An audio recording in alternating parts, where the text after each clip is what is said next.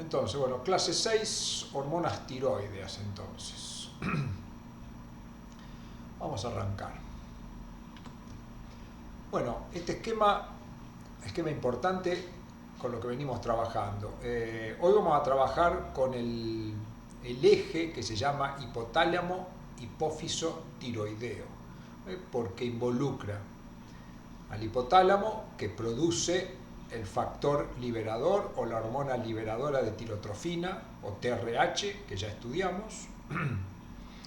Este actúa sobre las células tirotropas de la adenohipófisis, es decir, células de la adenohipófisis que expresan el receptor para TRH y que a su vez expresan el gen que permite la síntesis de la hormona estimulante de tiroides o TSH. Tanto TRH como TSH lo estudiamos lo vimos en las clases pasadas.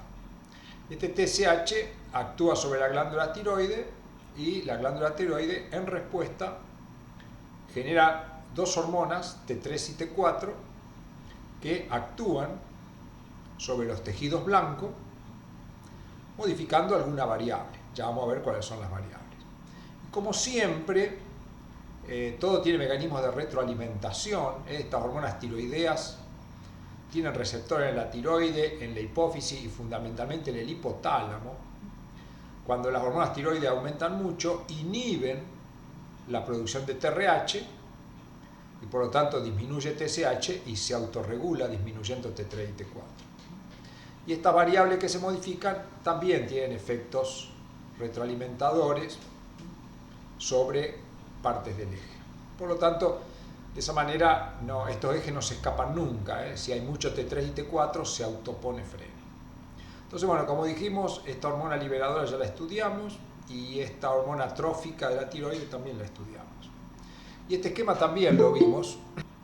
Acá tenemos el mismo esquema, nada más que un poco más detallado. Acá tenemos el hipotálamo, que produce TRH, que actúa sobre las células tirotropas de la hipófisis, las que en respuesta producen TSH, que actúan sobre el receptor de TSH en la célula folicular y desencadena una serie de procesos que terminan secretando T3 y T4 a la sangre para que hagan su efecto.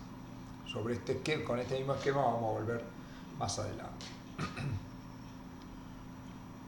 La síntesis de las hormonas tiroideas, entre todas las cosas que necesita yodo. Es una síntesis que es dependiente de la provisión de yodo, de yoduro en realidad.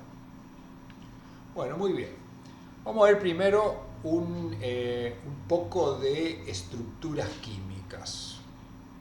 Vamos a recordar algunas cosas brevemente. Los aminoácidos que forman las proteínas son 20 tipos diferentes. Uno de ellos, que nos interesa en este caso, es la tirosina. La tirosina es un aminoácido, un alfa aminoácido, el grupo carboxilo y grupo amino unido al carbono alfa. Luego tiene un anillo bencénico con un oxidrilo, la tirosina. Esta tirosina forma parte de todas las proteínas, pero está en una proporción importante en la tiroglobulina, que es una proteína de las glándulas tiroides y que participa en la síntesis de las hormonas. Entonces, esta tirosina, ya vamos a ver después, da origen, dentro de esa proteína, la tiroglobulina, a una estructura un poco más compleja, ya vamos a ver cómo lo hacen, que se llama tironina. Esto era tirosina con S, esto es tironina. La tironina, si uno la mira hasta acá, es igual que la tirosina, pero tiene acá arriba como repetido este pedacito. O sea, ya vamos a ver que la tironina se origina a partir de la tirosina.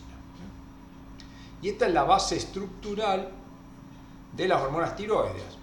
Las hormonas tiroideas son estas dos que están acá.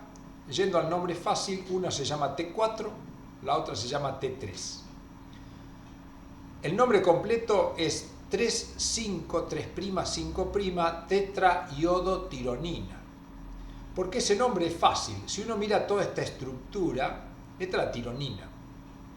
Y tiene Acá, en la posición 7 el carbono 1, 2, 3, 4 y 5. En la posición 3 y 5 tiene yodo, y acá en la 3', 5', también tiene yodo. Por eso se llama 3, 5, 3', 5', tetra yodo tironina, o T4. La T3 es 3, 5, 3' triiodotironina, porque tiene 3 yodos. Esas son las... Pero dudo que haya algún médico que conozca estos nombres o que los usa. A lo mejor los conoce y le suenan, pero cuando hablamos de T3 y T4. Una tiene 3 yodos, la otra tiene 4 yodos. Después hay otra, las recuadré en rojo porque esas son las hormonas que realmente tienen efecto. Después hay otras estructuras, como esta, por ejemplo, que si la miramos así, es una tironina que tiene yodo, tiene 3 yodos, pero solo uno en el 3 y el otro 3' y 5'. Por eso se llama 3, 5', triodotironina, que es parecida a la de acá arriba, pero es distinta porque esta tiene 2 yodos acá en el primer anillo, este tiene uno solo. Este tiene un yodo en el segundo anillo, este tiene 2. A esa se la llama T3R o T3 reversa. Esa hormona, si bien es una T3, prácticamente no tiene actividad. Y cuando hay disturbios del eje hipotálamo hipófiso tiroides, se suele medir T3 reversa, porque puede ser que esta hormona se esté sintetizando bien, pero no, es inservible.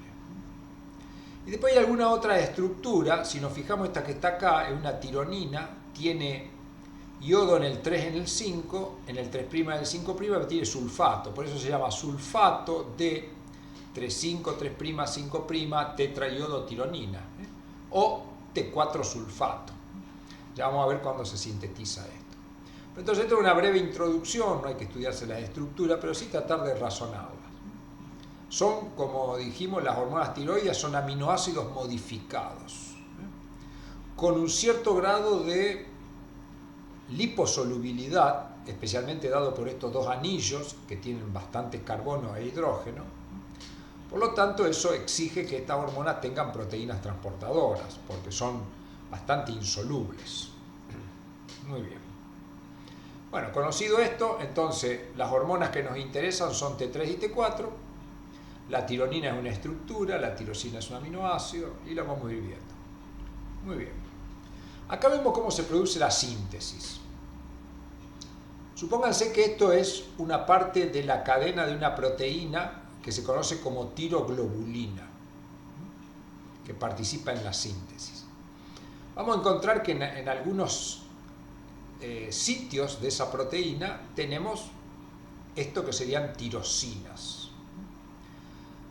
Hay dos enzimas, la tiroperoxidasa y la dual oxigenasa, son dos proteínas con actividad enzimática que actúan en conjunto, y lo que hacen es ponerle yodo. Vamos a ver que algunas tirosinas tienen 2 yodos, por lo que se llama DIT, que sería diiodotirosina. Otras tirosinas quedan con un solo yodo, por eso se la llaman MIT, o monoiodotirosina.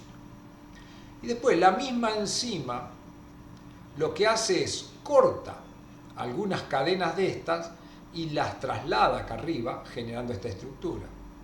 O corta y la traslada acá arriba generando esta estructura. Entonces, acá se juntaron dos que tenían 2 yodos en cada uno, entonces se formó esto, que sería la T4, que todavía está metido dentro de una proteína, pero acá tengo la T4. Si lo que se trasladó acá, o sea, sobre un DIT, se unió un MIT, obtengo la T3. Y ustedes se imaginan, no está acá, pero si yo trasladara un DIT sobre un MIT, se formaría la T3 reversa, porque la T3 reversa en el primer anillo tenía uno solo. Entonces esto es un poco el mecanismo de síntesis. Un caso interesante porque si bien la hormona es un aminoácido, la síntesis se produce cuando ese aminoácido todavía está inserto dentro de la estructura primaria de la proteína. Muy bien. Bueno, acá tenemos el mismo esquema un poco más detallado. Vamos Vamos a arrancar de nuevo de acá, desde el hipotálamo, así de esa manera recordamos un poco todo el eje. Como dijimos, el hipotálamo produce TRH en respuesta a algunos factores. Uno de ellos es el frío. Estas hormonas que tengo acá abajo, T3 y T4, participan acelerando el metabolismo. Por esa razón, cuando hace frío, se liberan estas hormonas con el fin de acelerar el metabolismo y producir liberación de calor.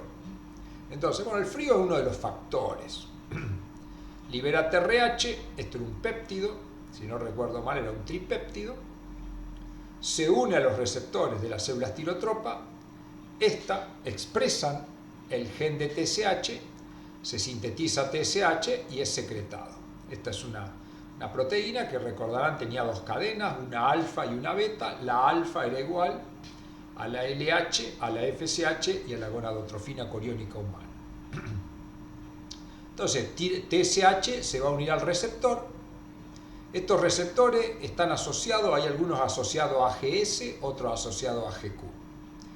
Los asociados a la proteína G de tipo GS son los que estimulan la adenilato ciclasa, generan AMP cíclico que estimula pKa, que lo que va a hacer es fosforilar algunas proteínas que son factores transcripcionales que van a actuar sobre el DNA,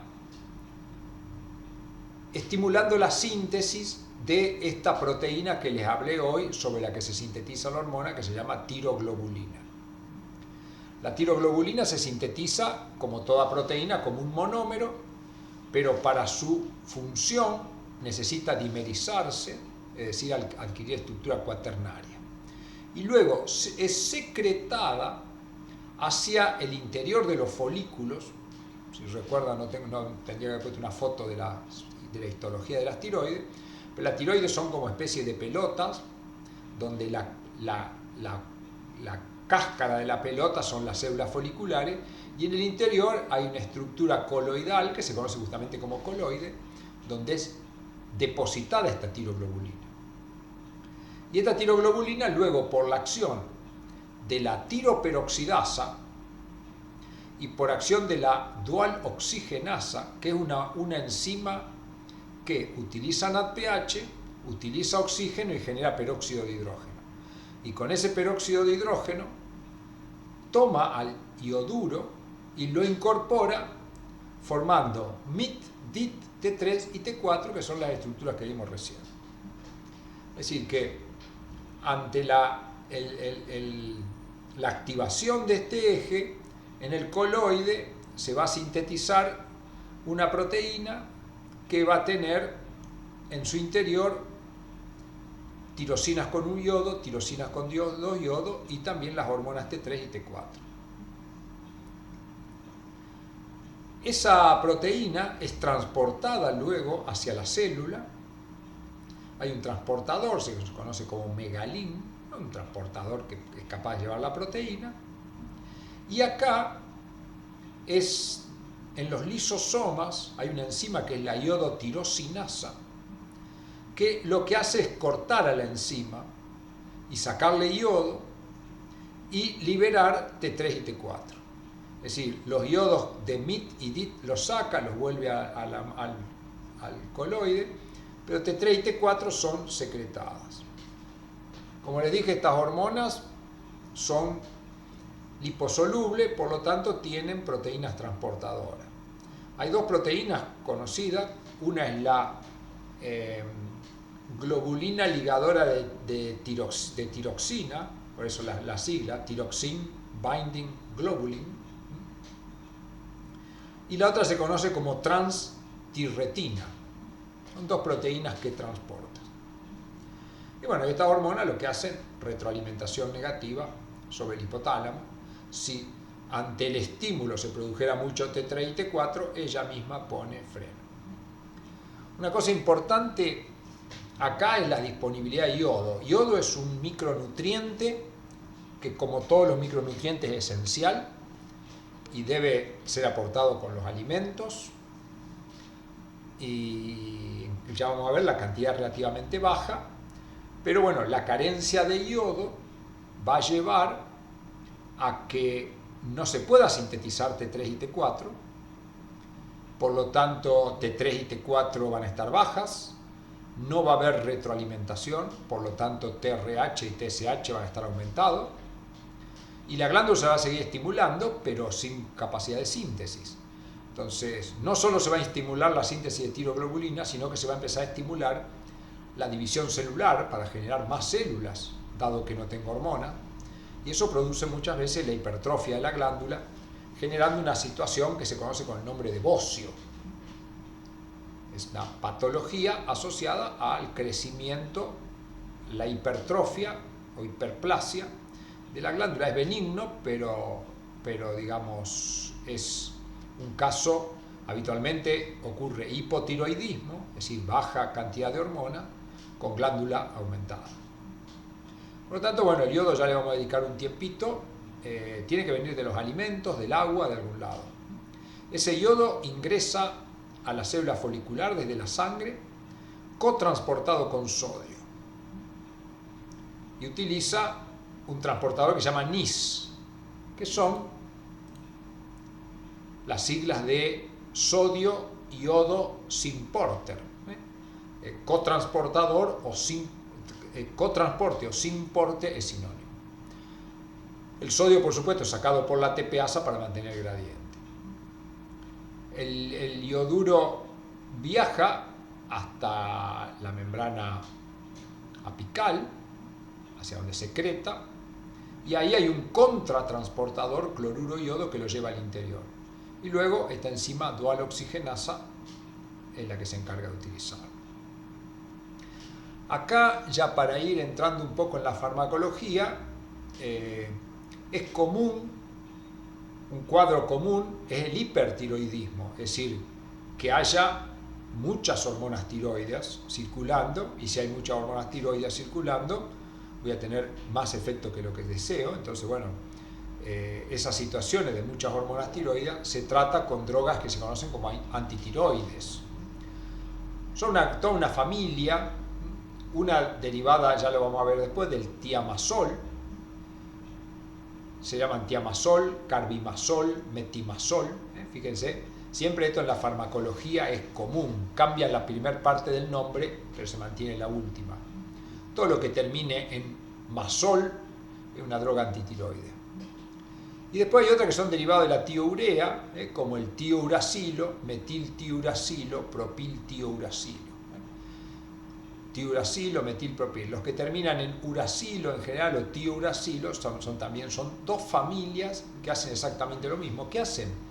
Inhiben la tiroperoxidasa, que es necesaria conjuntamente con la DOX2 para colocar iodo y generar las hormonas. Por lo tanto, si yo tengo un hipertiroidismo, es decir, aumentado T3 y T4,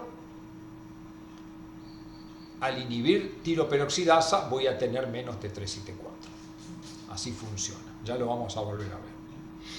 Muy bien. Con el mismo esquema, acá en cada cuadrito amarillo es una patología.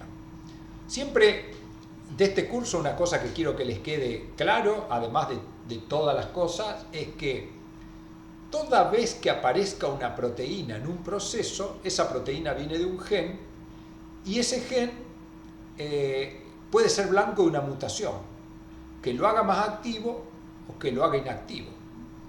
Entonces, como podemos ver acá, tenemos patologías en cada lugar que hay una proteína, y por supuesto no es un detalle completo de todas las patologías, pero vamos a analizarlas.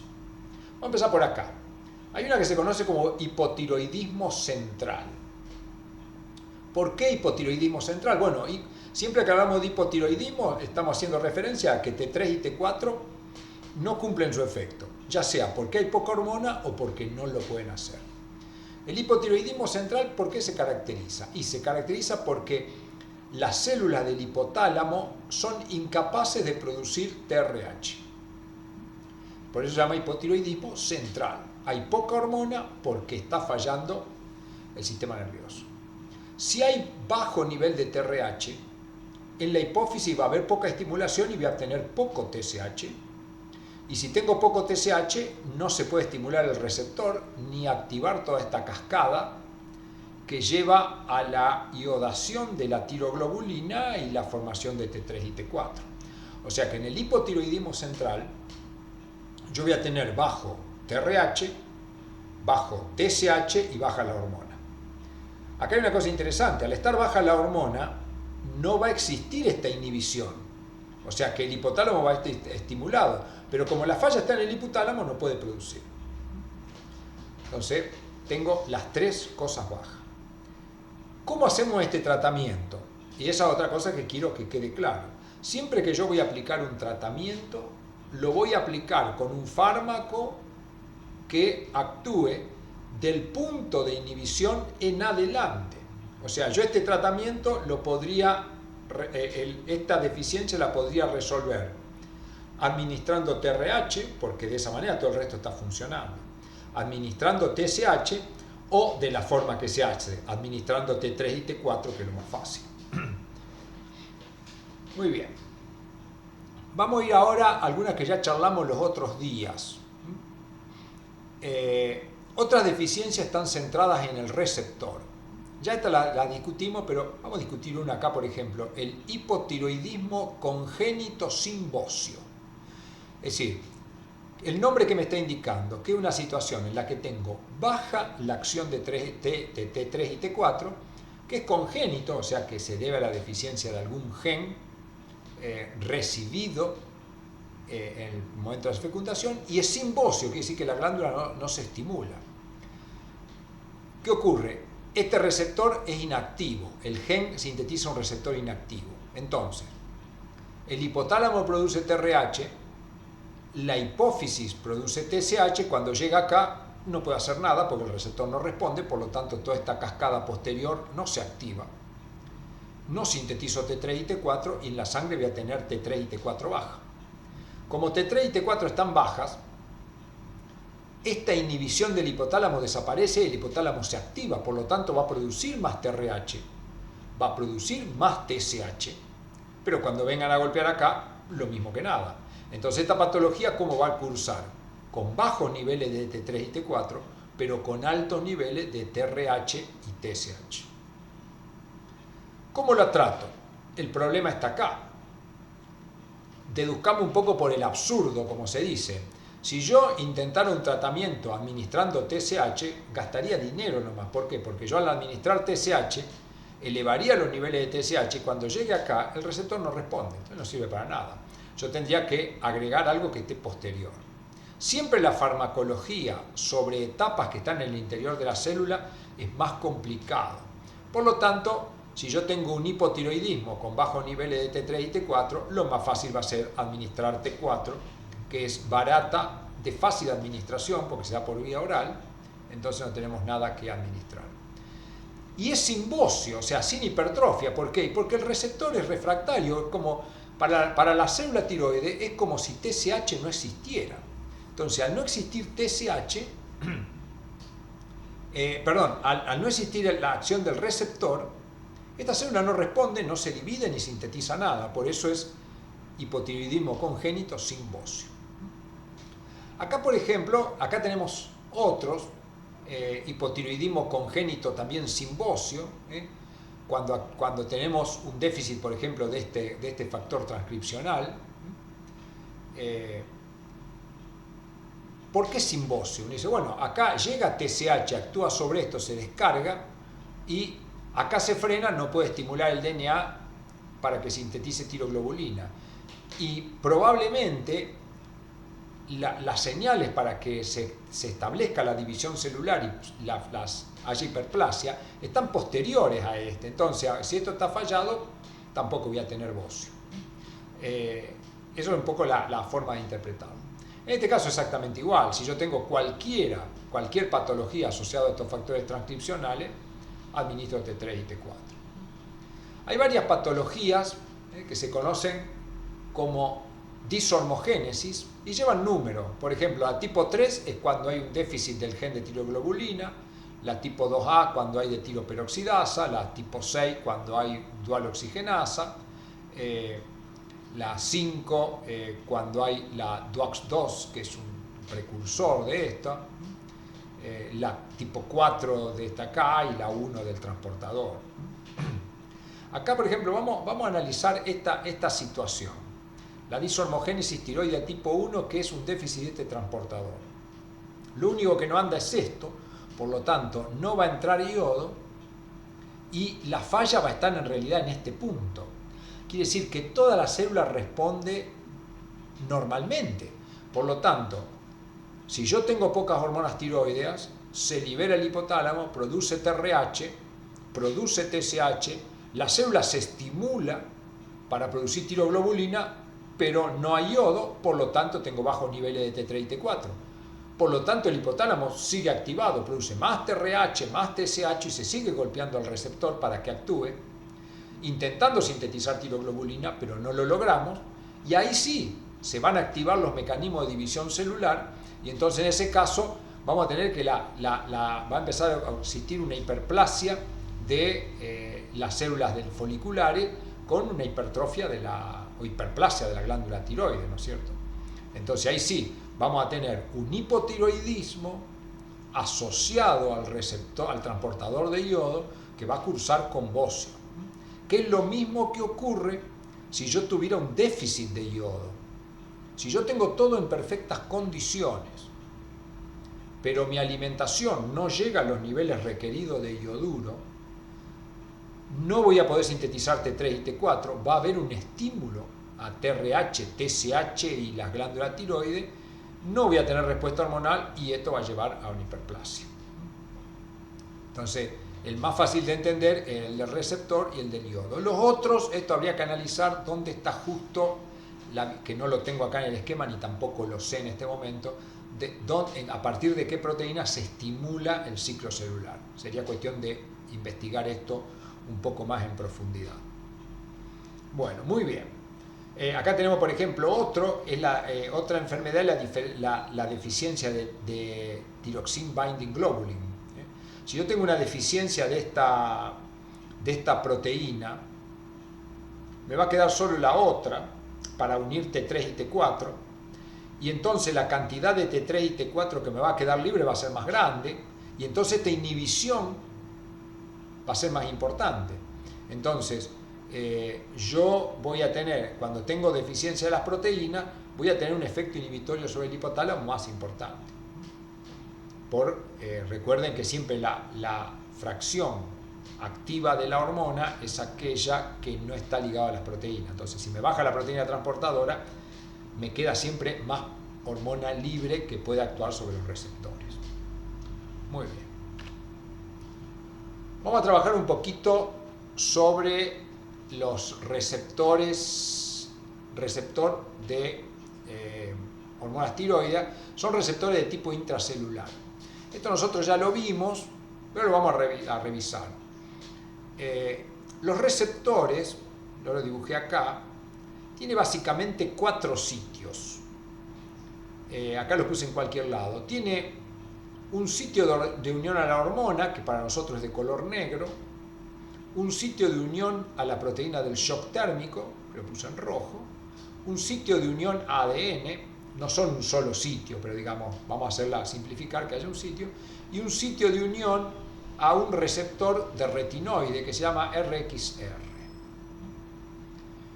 Mientras la hormona no llega a una célula del tejido blanco, el receptor tiene escondido los sitios de unión a ADN, a hormona y a RXR, y solo tiene expuesto el sitio de unión a HCP, proteína del shock térmico. Y la proteína del shock térmico, al unirse, justamente esconde los otros sitios, y por lo tanto este receptor es inactivo.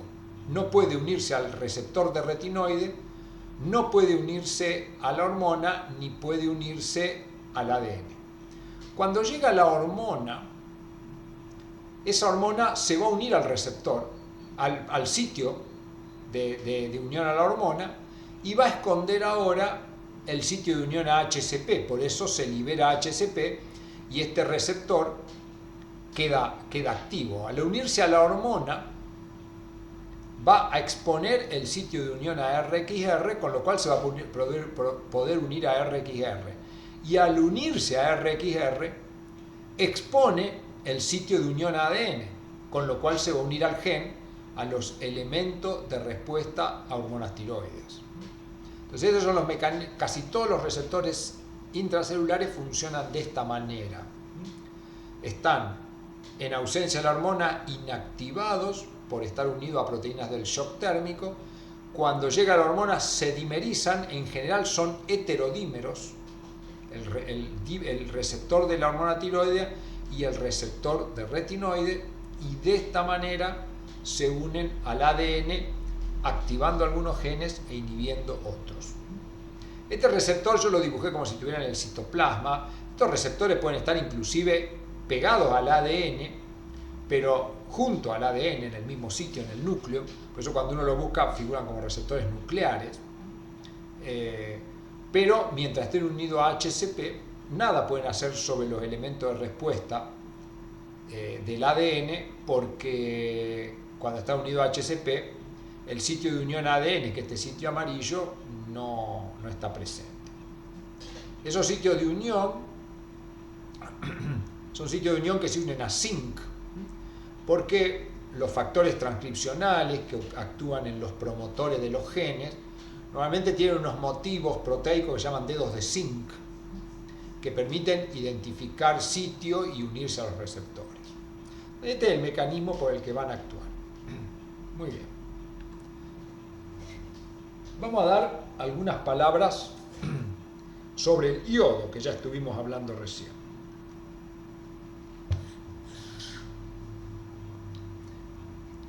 Como todos los micronutrientes, el yoduro es esencial, no lo podemos sintetizar, es un átomo con carga negativa, es un anión. La ingesta diaria promedio de un ser humano es de 150 microgramos por día de yoduro, lo que necesitamos. Habitualmente ingresan algunos alimentos y con el agua. En aquellos lugares o dietas carentes de yodo se suele agregar el yoduro. Acá en la Argentina se hace por ley, el yoduro está agregado a la sal de cocina. No es una buena política porque personas como yo no consumen sal y hay otros que consumen muchísima sal, pero bueno, se instauró eso hace ya no sé, 50, 60 años y sigue administrándose de esa manera. Entonces, el yodo ingresa por el aparato digestivo y se absorbe sin ninguna dificultad.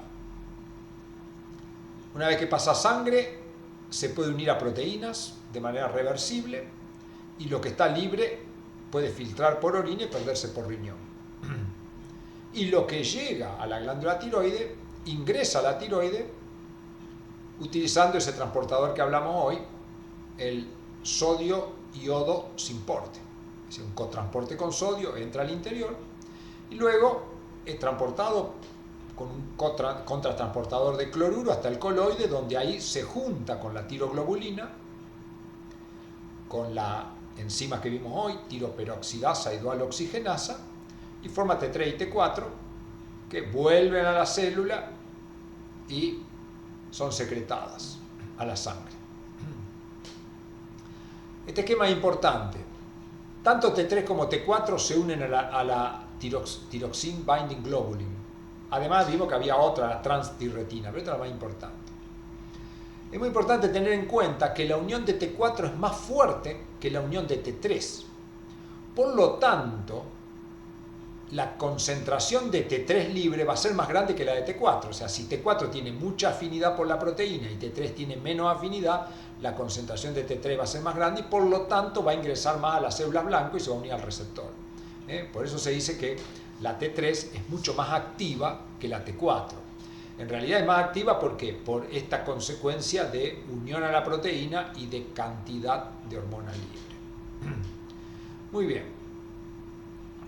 Bueno, todo este proceso vimos que es estimulado por el TRH, volvemos al mismo esquema, el hipotálamo genera TRH, que va a la hipófisis y genera TSH, estimula el receptor y todo esto estimulaba la producción de las hormonas tiroides.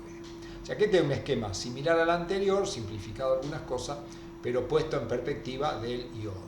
Es lo que yo decía hoy. Si yo no tengo ingesta adecuada de yodo,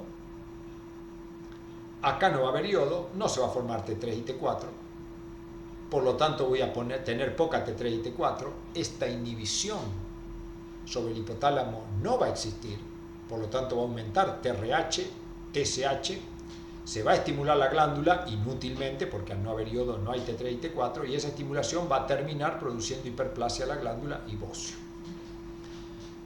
Entonces, una persona que tenga el bocio, o sea, aumentada la glándula tiroides, que ustedes que estudian medicina lo van a saber con mucha facilidad, es un diagnóstico prácticamente que se hace palpando las glándulas tiroides a la altura del cuello. Si las glándulas tiroides están aumentadas, tengo bajas hormonas y alto TRH y TSH, es muy probable que se deba a una falta de yodo en la alimentación o bien a alguna falla, proteínas corriente abajo del receptor. Podría ser también. El tratamiento es sencillo. Si era una falta de yodo, administro yodo y se debería normalizar. Y si es un déficit proteico, administro T3 y T4 y se solucionó el problema. Digamos que cuando terminemos el curso, van a ver después mirando para atrás, a ver que las patologías asociadas a las glándulas tiroides son una de las más fáciles de tratar, especialmente porque como son aminoácidos modificados, se pueden administrar con mucha facilidad en comprimido por vía oral, cosa que no se puede hacer con las hormonas que son de estructura proteica o lipídica. Algunas lipídicas sí se pueden administrar. Bueno, sí. Vamos a hablar un poquito de los receptores. Las hormonas tiroides tienen dos tipos de receptores. Receptores de tipo beta y receptores de tipo alfa.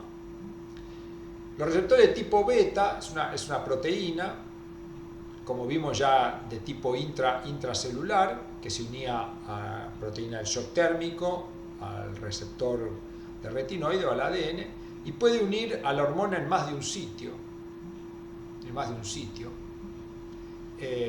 Y puede actuar reprimiendo o estimulando ciertos genes, ¿no es cierto? Puede frenar la acción de algunos genes, estimular otros. Y es un receptor que tiene alta afinidad tanto por T3 y T4. Alguna patología, por ejemplo, la resistencia generalizada a hormonas tiroides, es una enfermedad donde justamente lo que está deficiente es el receptor de hormonas tiroides. Por lo tanto, ¿qué va a ocurrir acá? Las hormonas tiroides son secretadas por la célula, van al tejido blanco, pero en el tejido blanco no pueden hacer nada. Por lo tanto, voy a tener hormonas tiroides elevadas, pero con efectos bajos. Como las hormonas tiroides están elevadas, esto va a inhibir, a ver si volvemos un poquitito para atrás,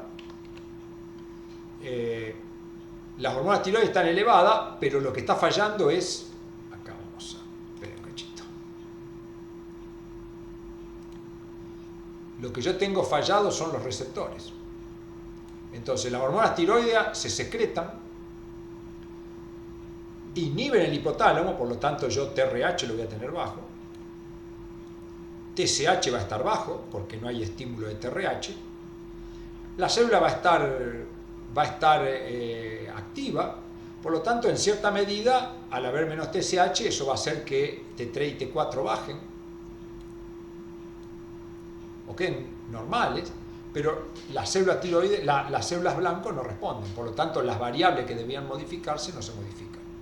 Entonces este es un caso de un hipotiroidismo, una hipofunción de las glándulas tiroides asociado al receptor. Estos son los casos más difíciles de tratar. Eso es una cosa importante, cuando la falla está más al final de todo el proceso es más difícil porque no puedo administrar TRH, no puedo administrar TSH, no me sirve el yodo, ni siquiera me sirve administrar hormonas tiroideas, porque lo que no anda es el receptor. Entonces esos casos son obviamente siempre lo más difícil. Acuérdense, eso, la forma de razonarlo. Cuanto más atrás está, uno por ahí parecería, ay, cuanto más atrás mejor porque tengo todo el resto bien. Sí, tengo todo el resto bien, pero no me responde. La respuesta está de acá en adelante. Entonces, bueno, resistencia generalizada a hormonas tiroides, generalizado porque, claro, el receptor no funciona, y es una deficiencia autosómica dominante del receptor. O sea, Una persona que lo tiene, si es dominante homocigota, todos los hijos lo van a padecer. Por supuesto, en general son dominantes, hay un alelo dominante, el otro recesivo, los hijos que reciban el recesivo no lo tendrán. Este dibujito que puse acá es la información de una base de datos donde nosotros vamos y estudiamos las proteínas. De este lado se muestra la expresión del RNA mensajero, de este lado la expresión de las proteínas, ubicada por tejidos, cerebro, tejido endocrino, músculo, pulmón, etc. Como podemos ver, se expresa prácticamente en todos los tejidos. Los receptores de tipo alfa hay de dos tipos, alfa 1 y alfa 2. También tienen el mismo efecto, se unen a T3 y T4. Y fíjense, están en mucho mayor concentración en todos los tejidos también. Y el efecto que tiene es activar e inhibir. Pero hay un receptor alfa de tipo 2 que es inhibidor. Cuando T3 y T4 se unen a ese receptor, no tiene efecto. O sea, un inhibidor es un inhibidor de T3 y T4 porque no une a la hormona, básicamente. Y acá también tenemos una patología que es el hipotiroidismo congénito. Es lo mismo. Si este receptor falla, no se va a unir la hormona, y voy a tener también un déficit de acción tiroidea por falta del receptor, por lo tanto TRH, TSH y las hormonas se sintetizan bien, pero las células blanco no responden para nada. Lo que tenemos acá sería el catabolismo y la excreción de las hormonas. Acá tengo, vamos a poner un lápiz. Acá tengo la T4 y acá tengo la T3. Como dijimos, la T3 es más activa que la T4. A nivel de los tejidos hay una enzima que se conoce como tiroxina 5-desyodasa o iodotironina desionidasa 1 o 2, son diferentes enzimas. Pero digamos, hay una enzima a nivel de los tejidos que lo que hace es saca un yodo de esta posición. Al sacarle el yodo, de T4 pasa a T3. Y T3 es más activa, por lo tanto va a haber más efecto de la hormona. Si yo tengo un caso de hipertiroidismo, donde tengo mucha acción hormonal, obviamente esta reacción perjudica la situación, porque si ya tengo un hipertiroidismo y encima transformo T4 en T3, agravo la situación. Entonces las drogas antitiroideas que vimos hoy, que actuaban inhibiendo la tiroperoxidasa y disminuyendo la síntesis de hormona, afortunadamente también trabajan sobre esta misma enzima inhibiendo la eliminación de yodo. Con lo cual, en un caso de hipertiroidismo, yo estaría haciendo un efecto dual farmacológicamente. Por un lado, deteniendo en la glándula la producción de hormona y por el otro lado, impidiendo de que T4 pase a T3. Muy bien. Pero estas son las dos hormonas activas. Esta dijimos más que esta. ¿Cómo se degradan? Tienen varios mecanismos. Vamos a ver primero este para arriba. Un mecanismo es sencillo. Se le corta a la molécula, se la corta acá, se oxida este carbono y se transforma en carboxilo. Fíjense que tiene la misma forma, nada más que ahora acá hay un carboxilo. Esto se llama ácido 3,5, 3'5', tetraiodo, tiro acético, porque esto es el ácido acético, un acetato. Eso es inactivo, un producto de excreción. Se lo conoce como tetrac, tetrac. Son una abreviatura, es fácil de acordarse, tetra 4, tiene 4 iodos. Produce por desaminación y descarboxilación. Se elimina este carboxilo, se elimina este grupo amino. El mismo proceso puede ocurrir sobre la T3. Si yo elimino el carboxilo y el amino, se genera esta molécula que se llama triac, porque solo le quedan 3 iodos. O sea que tetrac y triac son ácidos generados a partir de T4 y T3 por desaminación y descarboxilación. eliminando la actividad. Es una forma de deshacerme de la hormona. No es la única. Estas hormonas, como dijimos, son liposolubles. Son liposolubles, van unidos a proteínas, por lo tanto no las puedo eliminar con facilidad, por orina no se van a ir, porque al estar ligado a proteína no van a filtrar en el glomérulo renal. La fracción libre va siendo captada por el hígado, y en el hígado ocurren dos procesos. Le puedo unir un ácido glucurónico al oxidrilo este que está acá, y entonces se forma el glucurónido de T4. Por supuesto, también se va a formar el glucurónido de T3. ¿Qué logro con esto? Esta hormona es bastante insoluble en agua porque tiene toda esta zona que tiene mucho carbono, pero yo ahora le estoy pegando una estructura que es un glúcido, que suele tener carga negativa, obviamente acá hay un montón de oxidrilo, entonces lo que le estoy dando es hidrosolubilidad. Entonces, este proceso ocurre en el hepatocito y de esta manera puede pasar tanto a la bilis como a la sangre y ser eliminado por orina. Además de este mecanismo, que lo hace una enzima que se llama glucuroniltransferasa, esto lo van a ver en muchas situaciones, las glucuroniltransferasas son enzimas que ponen ácido glucurónico a compuestos que son insolubles para que se puedan excretar. Además de las glucuroniltransferasas, existen las sulfotransferasas. La sulfotransferasa, ¿qué hace? A este oxidrilo que está acá, le pone un grupo sulfato, al poner el sulfato le está poniendo oxígeno, le está poniendo carga, lo hace más hidrosoluble, generando el sulfato de T4 o sulfato de T3, dependiendo cuál es la hormona. Y de esta manera también se hace más soluble y lo hace de más fácil eliminación. Muy bien. Entonces, para sacar a las hormonas tiroideas de camino, los puedo transformar en TETRAC, en TRIAC, o transformarlo en glucurónido o en sulfato de la hormona y excretarlo por orina o por bilis. ¿Qué otras cosas pueden ocurrir dentro de la célula? Bueno, dentro de la célula, como acá había una enzima que le sacaba iodo de la posición 5 y lo transformaba en T3, de la 5', hay una enzima que le saca iodo de la posición 5 y lo transforma en esto que vimos hoy que se llama T3 reversa, o sea, la T4 puede transformarse en una forma más activa o puede transformarse en una forma inactiva. Y esta enzima, fíjense, se estimula con la vejez, o sea, con el pasaje de los años es como que actúa más, la desnutrición, el déficit de energía, algunas enfermedades crónicas hacen que esta enzima esté más activa, y al estar más activa esta enzima, estoy transformando una hormona en algo que es inactivo. Por lo tanto, situaciones como el envejecimiento, la desnutrición, déficit energético, enfermedades crónicas, pueden llevar a un caso de hipotiroidismo, no por déficit en el síntesis de la hormona, sino por un aumento del proceso de desyodación de la posición 5 y transformarlo en una proteína inactiva. También se puede desyodar en la posición 5 la T3, o sea, le saco el yodo acá, y se forma esto que se llama T2, que también es inactiva. O sea, estas proteínas, estas hormonas tienen muy poca actividad, si bien son muy parecidas, la falta del yodo es vital. Lo que es vital para la acción de la hormona son estos dos iodos, el de la posición 3 y 5, es lo que están acá. Por eso estas dos estructuras son activas. En cambio acá me falta uno y acá me falta también uno. Entonces, de esa manera es como nos deshacemos de la hormona.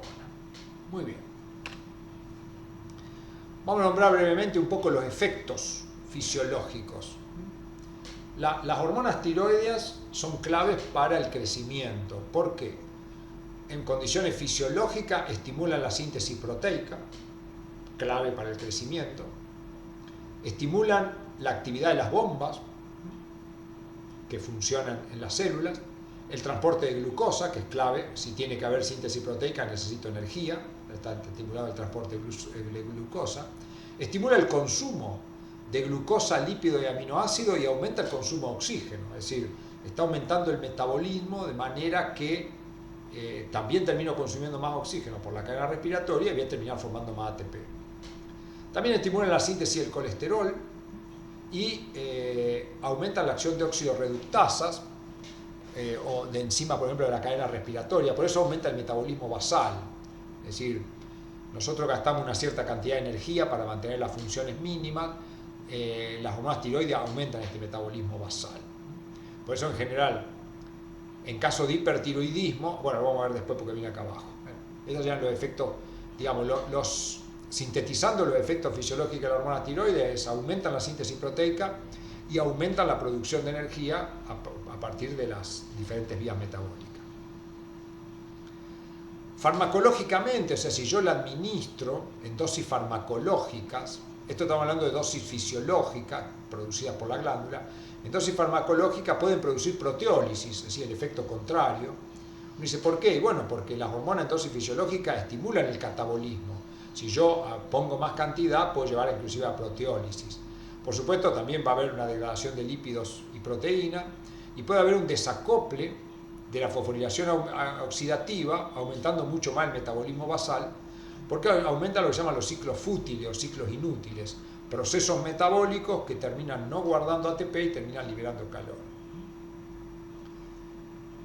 Si vemos acá la hipofunción y la hiperfunción, surge de analizar los efectos fisiológicos. Si yo tengo hipofunción, va a haber poca síntesis de inhibición en la síntesis de proteína, va a haber retardo en el crecimiento y va a haber una disminución del metabolismo basal. En general, la hipofunción se caracteriza por aumento de peso, porque degrado menos lípidos y glúcidos, por descenso de la temperatura corporal, porque estoy liberando menos calor y me baja el metabolismo basal. En la hiperfunción pasa lo contrario, aumenta el metabolismo basal, aumenta la temperatura, se pierde peso. Y hay una síntesis y degradación de biomoléculas por esa activación de ciclos fútiles, es decir, degrado glucosa y la vuelvo a sintetizar y la vuelvo a degradar, lo único que hago es gastar ATP y gastar energía. Entonces, simplificando, en la hipofunción, en general tengo retardo en el crecimiento y ahorro energético, mientras que en la hiperfunción tengo liberación de mayor cantidad de energía y calor y tengo el metabolismo basal aumentado en los ciclos, y puede haber proteólisis, ya dijimos, en esta situación. Muy bien. Como dijimos, en la hipofunción va a haber disminución de la síntesis de proteína, retardo en el crecimiento y disminución del metabolismo basal. Si hay hipofunción, el tratamiento es un tratamiento hormonal. O sea, si yo tengo poca función de las hormonas tiroides, lo más sencillo va a ser administrar la hormona. La hormona natural tiene esta estructura, ya la vimos, en la 3,5, 3'5' tetraiodo tironina. Acá tengo el nombre sistemático.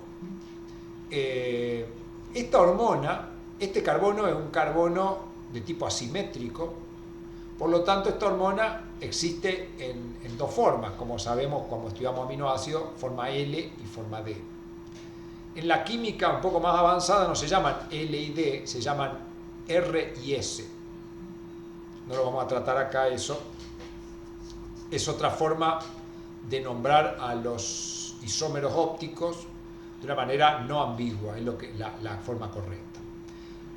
La tiroxina natural se conoce como dextrotiroxina y se caracteriza porque el carbono número 2 es de tipo R. Es de tipo R. Esta hormona, como vimos recién, se puede degradar formando tetrac, se puede desiodar acá formando T3 y se puede desiodar acá formando T3 reversa. Tiene degradación. La hormona que se utiliza para el tratamiento se llama levotiroxina. ¿Por qué? Porque este carbono es de tipo S. Interesantemente, el receptor de hormonas tiroideas que reconoce a la dextrotirosina también reconoce a la levotiroxina. ¿Por qué se usa levotiroxina y no la hormona normal? Porque sintetizarlas daría el mismo trabajo. La cuestión es que la levotiroxina, que se administra como sal sódica, porque es más soluble en agua y entonces la puedo administrar por boca y se va a absorber.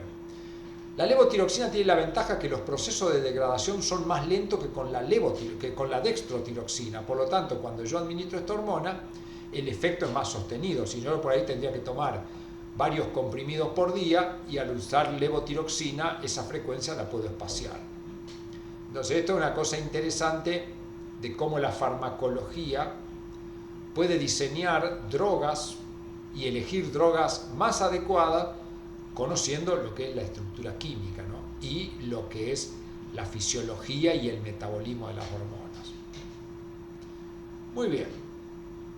La hiperfunción, como dijimos, se caracteriza por metabolismo basal aumentado y la síntesis y degradación de biomoléculas, síntesis y degradación simultánea, cosa que normalmente no ocurre, produciendo lo que se llaman ciclos inútiles o ciclos fútiles, pero para acordarse más fácil de ciclos inútiles, son ciclos que lo único que hacen es gastar energía y liberar calor. Acá estamos en el caso de hiperfunción, esto se trata con drogas hipertiroideas. Las drogas antitiroideas, como le dije hoy, teníamos dos grupos, los que derivan de la tioúrea, que son el carbimazol y el metimazol. Fíjense que la tioúrea tiene esta estructura, dos grupos amino con un carbono y azufre. Siempre que en un compuesto aparece tio es porque hay azufre. Fíjense que el carbimazol, esta es la primera droga, pero después se generaron otras que en general tienen más efectos beneficiosos y menos adversos. Fíjense que esa misma estructura se repite acá. Esto lo van a ver siempre en la farmacología. La molécula cambia, pero cuando uno busca, encuentra exactamente la misma parte de la molécula en otra parte. Ahora dice, ¿para qué hace una cosa tan compleja? Y bueno, muchas veces este agregado de estructuras químicas hace que la droga tenga una vida media más larga o que se una mejor a la enzima que tiene que inhibir, etc. Este es el carbimazol. Y el metimazol es un derivado que, si se fijan, acá otra vez tenemos la estructura de la tioúrea. Y otro interesante es el propiltiouracilo o el tiouracilo, que si se fijan acá está en otra posición, pero tiene la misma estructura, grupo amino, carbono, grupo amino y azufre. Grupo amino, carbono, amino y azufre, grupo amino, carbono y azufre. Es decir, las drogas antitiroideas, independientemente de la forma que tienen, ejercen su efecto porque las enzimas sobre las que actúan lo hace a través de esa parte que es similar a la tioúrea. A la tioúrea. Yo le podría agregar otras cosas, pero siempre que tenga esto va a tener una acción antitiroidea. Y como vimos, esta droga afortunadamente tiene un efecto dual de la misma manera, o sea, a nivel de la glándula tiroide frena la acción de la enzima que coloca yodo en la tiroglobulina, con lo cual me disminuye la producción de hormona, y en los tejidos periféricos disminuye la acción de la enzima que transforma T4 en T3, que es más activa. Entonces, en los casos de hipertiroidismo, estas drogas hacen un efecto dual muy efectivo, disminuyendo la síntesis y disminuyendo la transformación en estructuras más activas. Bueno, y eso es todo por hoy.